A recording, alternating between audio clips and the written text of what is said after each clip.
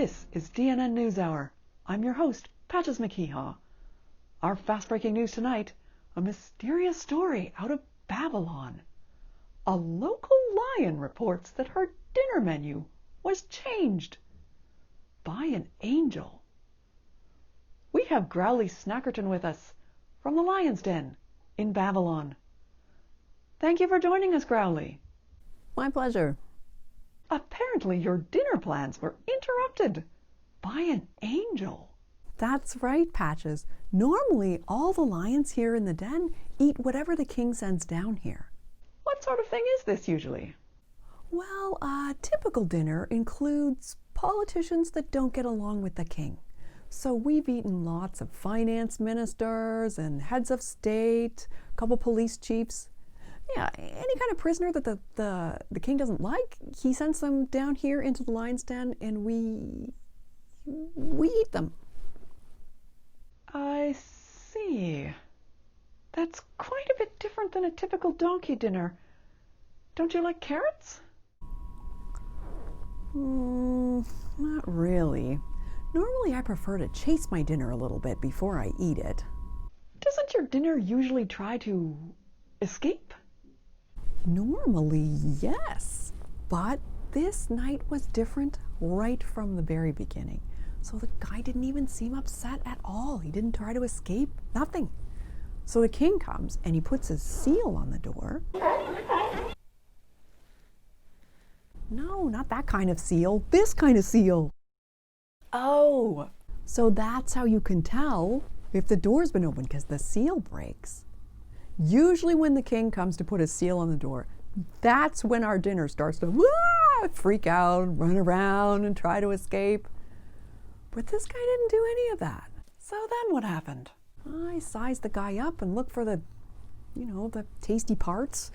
And so I decided I'm going to go over there and just give him a little taste and see if he needs a little seasoning or anything. So I get over there and I realize I can't open my mouth. I bet the person was relieved. He honestly seemed pretty chill about the whole thing. So I decide to go try again. And I go over there and it feels like someone is shutting my mouth every time I try to go take a bite. Fascinating. What do you think was going on? After a few more times, I realized an angel had arrived and it was protecting him. Every time I went to go bite him, the angel closed my mouth. So then what did you do? Well, I thought if an angel's here protecting this guy, he must be pretty important and favored by God. So I decided I'll just talk to him.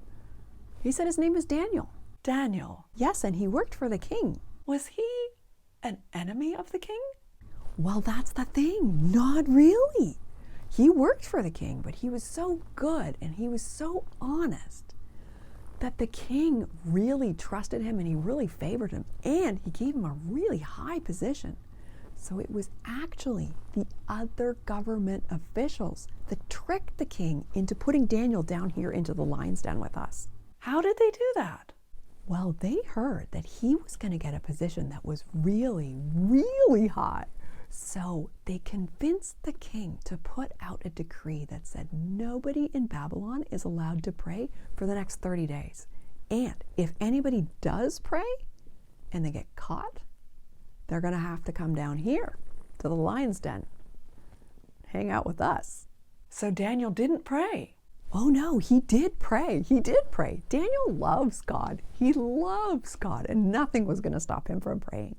So he went ahead and prayed just like he normally did, but then he got caught by the government officials. And the government officials brought him to the king and said, remember what you said in your decree about sending people who pray into the lion's den? Well, Daniel just prayed, so that's where you have to put him. So the king just sent him down there? Well, he was very reluctant. He didn't want to, but he had made that solemn decree, so he had to. He was very sad about it. How did Daniel feel about all this? Daniel really trusted God, so he wasn't too worried. In fact, this is how not worried he was. He even brought us cat treats. They are so honestly, they're so good. I can't even stop eating these things. So For the rest of the night, Daniel teaches us about God and about how God made us and how God loves us. He loves us even though we eat people. He loves the lions. He loves this whole creation. And he wants us to pray to him. So now all the lions in the lion's den have a relationship with God too. It's really great. Well, that is quite a story. What happened to Daniel? Is he still down there with you? No, the king got him out the next day.